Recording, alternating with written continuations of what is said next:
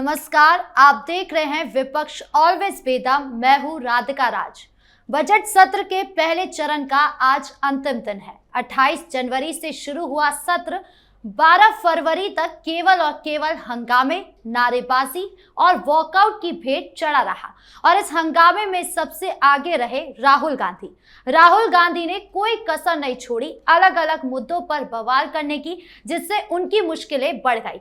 इस पर चर्चा करेंगे, साथ ही बात करेंगे वंदे मातरम की नई गाइडलाइंस पर, जिससे विपक्ष को काफी एतराज है कि आखिर सरकार राष्ट्रगान की अहमियत क्यों कम कर रही है और अब यही एतराज विपक्ष को फंसा रहा है। इन्हीं मुद्दों पर चर्चा के लिए मेरे साथ स्टूडियो में मौजूद है कैपिटल टीवी के editor in chief doctor Manish Kumar और executive editor Rajiv Kumar. Sir, आप दोनों का बहुत बहुत स्वागत है। धन्यवाद। सर, राहुल गांधी को ये सब करके क्या हासिल हुआ? देखिए, उनको कुछ हासिल थोड़ी करना है जी। उनको कोई कंपटीशन थोड़ी है। वो कुछ करे, अभद्रता करे, उद्दंडता कर दे, गाली गलौज करे, मारपीट करवा दे, कोई उनका कांग्रेस पार्टी से क्या कोई उसको कोई निकाल सकता है क्या? वो वहां बने रहेंगे। उनको ये फर्क थोड़ी पड़ता है भाई, कांग्रेस पार्टी अपना ईगो जो है वो सेटिस्फाई होने रहना चाहिए। लेकिन बड़ी मुश्किल में फंस गए। दो केस जो है बड़ा सीरियस हो गया है। कल से ही खबर चल रही है और दिल्ली पुलिस आज कोई बड़ा खुलासा करने जा रही है उस किताब के मसले में। और इसमें 2-3 केसेस जो है, इनके ऊपर क्रिमिनल कॉन्स्पिरेसी का भी केस लग जाएगा। ऑफिशियल सीक्रेट एक्ट के तहत भी ये नप जाएंगे और कई सारी नई समस्या भी खड़ी हो जाएगी। क्यों? क्योंकि जिस किताब को वो दिखा रहे थे, उनको लग रहा है कि कॉलेज कैंटीन में घूम रहे हैं, है ना। जिस तरह से पार्लियामेंट को इन लोगों ने बना दिया है, वो जैसे कॉलेजेस में वो गुंडे मवाली सब नहीं खड़े होते हैं कि सीढ़ियों पे बैठे हुए लड़कियां जा रही है, फप्तियां कस रहे हैं। ये कांग्रेसियों ने वो बनकर हाल कर दिया है संसद का। वहां पर राहुल गांधी जो है वो टी शर्ट और जींस में वहां मौजूद रहते हैं। कोई गुजरता है, कमेंटबाजी कर रहे हैं, ए गद्दार आ गया, देखो। यही हो रहा है ना। Exactly this is what he is doing. इनको लगा कि बच्चों का खेल है, किताब देखो, ये हेयर इज बुक, मैं प्रधानमंत्री को ये किताब दूंगा। अब दो किताब। और जब से एफआईआर दर्ज हुआ है, जांच शुरू हुई है, किताब का नाम ही मुंह से नहीं निकल रहा। आप ये समझिए कि उनके वकीलों ने कह दिया होगा कि बच्चों फंस गए इस बार जी। कारण ये पता चल रहा है कि there is a foreign conspiracy. ये सिर्फ और सिर्फ यह प्रकाशक और जनरल नरवणे की बात नहीं है। 2022 में बुक लिखी गई, 2023 में इसको पब्लिश होना था। बहुत हड़बड़ाहट थी इन लोगों को पब्लिश करने की। क्यों? ताकि राहुल गांधी इसका इस्तेमाल कर सके, राहुल गांधी इसको कोट कर सके, 2024 में इसका इस्तेमाल कर सके। तब से पड़ी हुई है। क्या टाइम चूज किया है कि जब हिंदुस्तान लगातार ट्रेड डील्स किए जा रहा है, यूरोप के साथ किया, 27 देशों के साथ किया, ब्रिटेन के साथ किया, अमेरिका के साथ घोषणा हो गई, चिली के साथ हुआ, तो आप जो है वो बवाल क्रिएट करना चाह रहे थे। तो ये पुलिस के प्राइमा फेसी इन्वेस्टिगेशन में ये खबर आ रही है कि ये एक क्रिमिनल कॉन्स्पिरेसी इंटरनेशनल स्तर का है कि जिसके तहत ये सब काम किया जा रहा है। तो एक तो ये मसला हो गया। और कल जाते जाते लास्ट में एक हवाई फायर छोड़ दिया निशिकांत दुबे ने जी। कर दिया कि भाई इसको निरस्त किया जाए। अब उसके ऊपर आज जो है उसको रिकॉग्नाइज किया जाएगा और उसके बाद अगर ये हो जाता है तो आप ये समझिए कि इनकी हालत जो है बहुत ही पतली होने वाली है। खैर, कल रात में मैं सुन रहा था एक टेलीविजन चैनल के ऊपर कि एक सर्वे करने वाली कंपनियों ने एक सर्वे किया, 3500 लोगों से पूछताछ की कि राहुल गांधी जो इस तरह का बर्ताव इन्होंने इस सेशन में किया, क्या आपको लगता है कि देश के प्रधानमंत्री बनने लायक है? 3500 लोगों में एक भी व्यक्ति, जिसमें बहुत सारे कांग्रेस के वोटर भी थे, एक भी व्यक्ति ने यह नहीं कहा कि भाई वो बनाया जा सकता है। सबने कहा कि प्रधानमंत्री बनने लायक नहीं है। तो जो डूबता है तो वो पूरी तरीके से डूब रहा है, खुद तो डूबेगा, साथ साथ जो उसके साथ जो विपक्षी पार्टियां हैं उसको भी ले डूबेगा। मतलब राहुल गांधी तो डूब ही रहे हैं, अब इसीलिए सवाल उठ रहा है कि उनके पास अब कोई ऑप्शन बचा है। देखिए, राहुल गांधी के पास हमेशा ऑप्शन है, लेकिन ये ऑप्शन वहीं तक सीमित है जहां तक कांग्रेस की बर्बादी की शुरुआत से अंत तक नहीं होती है। ये राहुल गांधी अभी पूरे संसद सत्र के दौरान सोच कर बैठे थे कि एन केन प्रकार किसी तरीके से एक बार प्रधानमंत्री मोदी को ह्यूमिलिएट कर दो, संसद में हंगामा खड़ा करके लोगों तक एक मैसेज पहुंचाओ कि ये प्रधानमंत्री कमजोर है, इनके नेतृत्व में सरकार नहीं चलनी चाहिए, और उसके साथ साथ कुछ ऐसी भावनाएं भड़काओ जिसके कारण कांग्रेस अलग अलग जगहों पर प्रोटेस्ट हंगामा कर सके, अस्थिरता पैदा करना, देश के अंदर अस्थिरता पैदा करना, जिसका क्षेत्र बनाया गया कि संसद से होकर जाएगा। लेकिन हुआ क्या, ये 28 तारीख से चलता हुआ 12 तारीख हो गया, और 12 तारीख की शाम को राहुल गांधी का फ्रस्ट्रेशन बाहर निकला कि अब तो हम अपने एजेंडे में कामयाब नहीं हुए, लेकिन भारतीय जनता पार्टी ने हमें चारों तरफ से ऐसे घेरा है कि इससे निकलना मुश्किल हो जाएगा। किताब का मसला तो था ही, और उस पर तो दिल्ली पुलिस का इन्वेस्टिगेशन चल रहा है।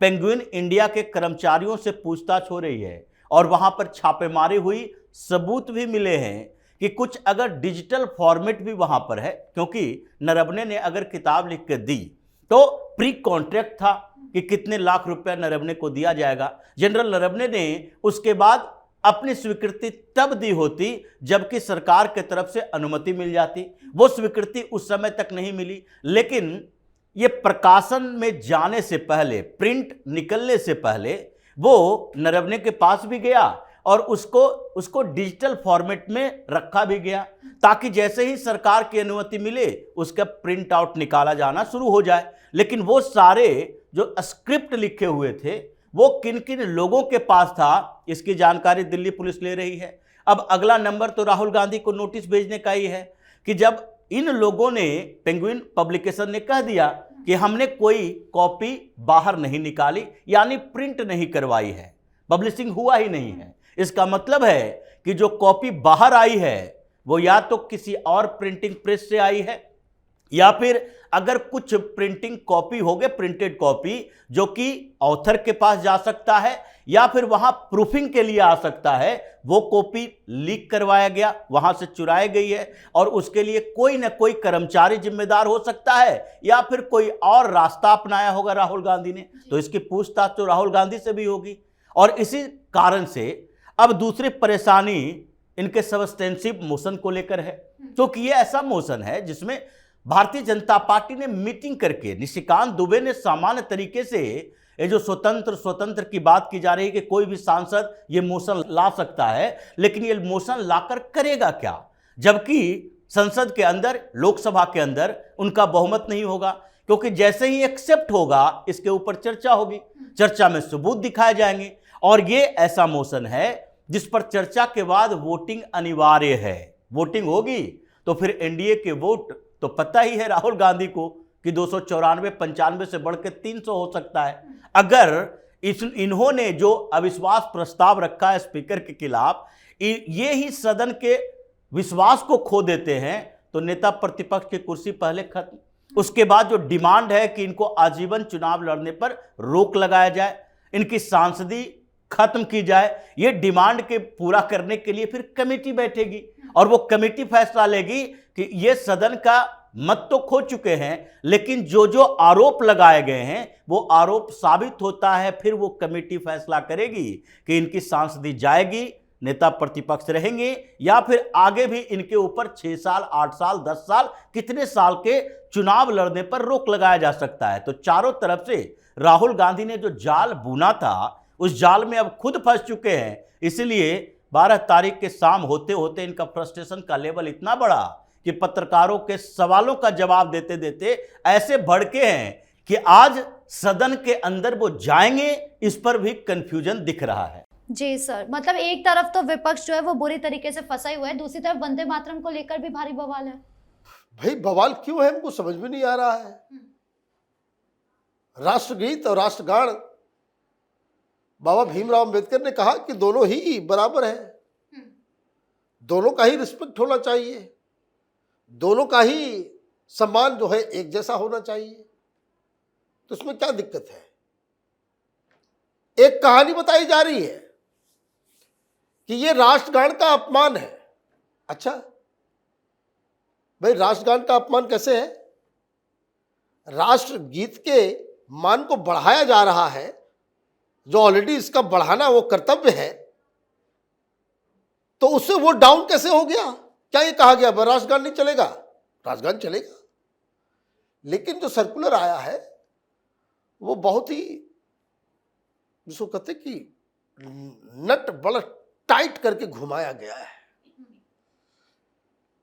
कि बच्चों सबको तो पालन करना पड़ेगा। अभी कोई दाढ़ी टोपी वाले अब जो कहे कि भाई हम नहीं करेंगे, खड़ा होना पड़ेगा सबको। हर सरकारी ऑफिशियल में इसका अभी पूरा का पूरा पैराग्राफ जो ये कह रहे हैं ना बकवास कि ये इस्लाम के खिलाफ है, इसमें मूर्ति पूजा नजर आती है, हम नहीं गाएंगे, वंदे मातरम नहीं बोलेंगे। एक और इस्लामिक देश है बांग्लादेश में अमार सोनार बांग्ला, रविन्द्रनाथ टैगोर ने लिखा, और उसको जरा पढ़ लीजिए, देख लीजिए। उसमें भी बांग्लादेश को एक मां का रूप दिया गया है। उसमें भी वो जो है वो अक्स नजर आता है, तो वो मुसलमान नहीं है क्या?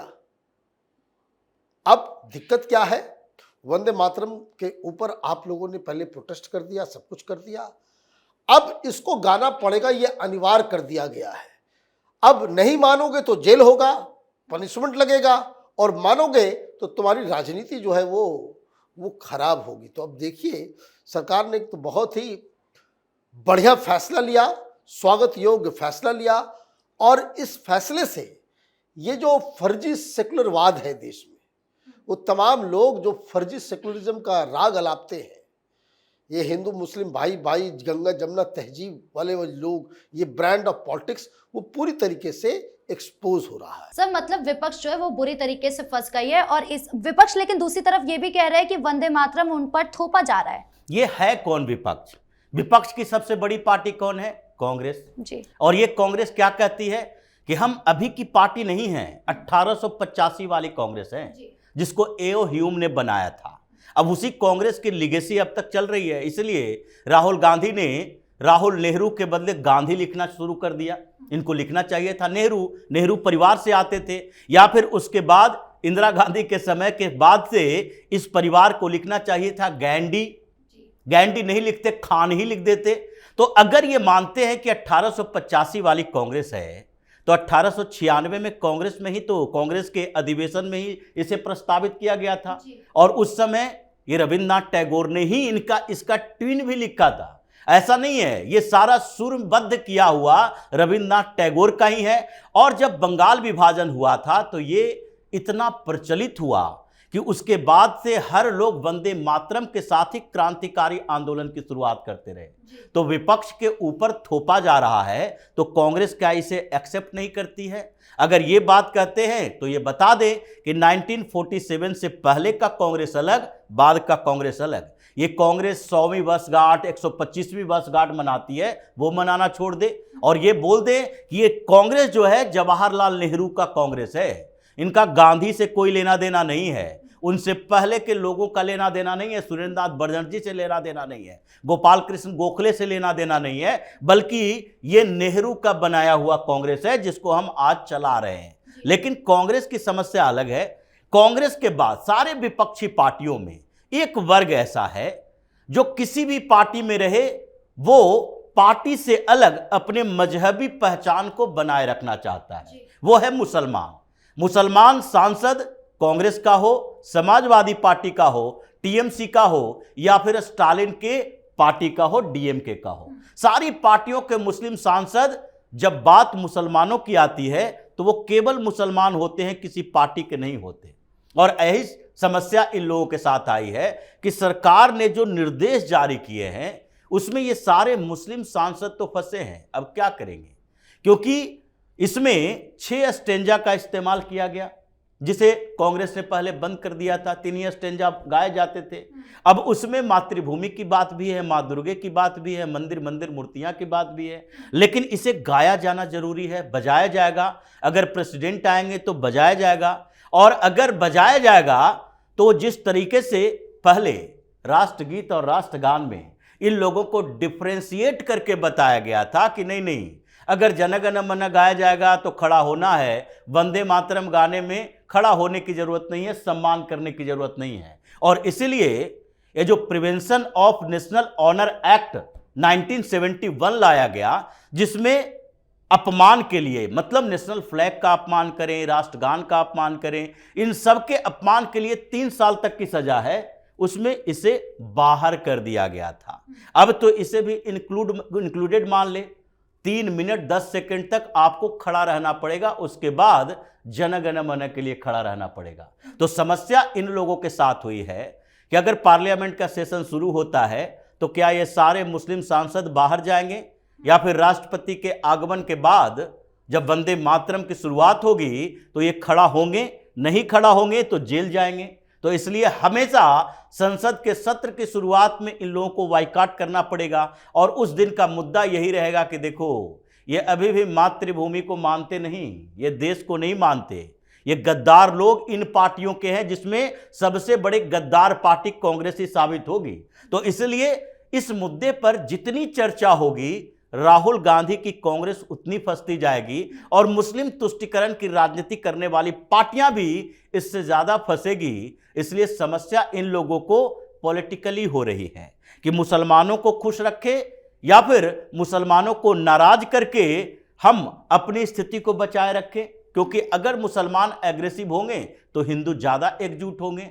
इसलिए समस्या तो इनके साथ आई है, चर्चा होने दीजिए, आगे आगे देखते हैं कि किस तरीके से ये लोग इसका विरोध करते हैं या समर्थन करते हैं, या फिर रन छोड़कर भाग जाते हैं। जी, इन मुद्दों पर जानकारी देने के लिए आप दोनों का बहुत बहुत धन्यवाद। धन्यवाद। तो कुल मिलाकर इस सत्र और वंदे मातरम पर हुए बवाल से जनता के बीच साफ संदेश गया है कि हंगामा करने से कुछ नहीं मिलता। जनता काम, विकास और एकता देखना चाहती है, ना कि शोर शराबा और विभाजनकारी बहसें।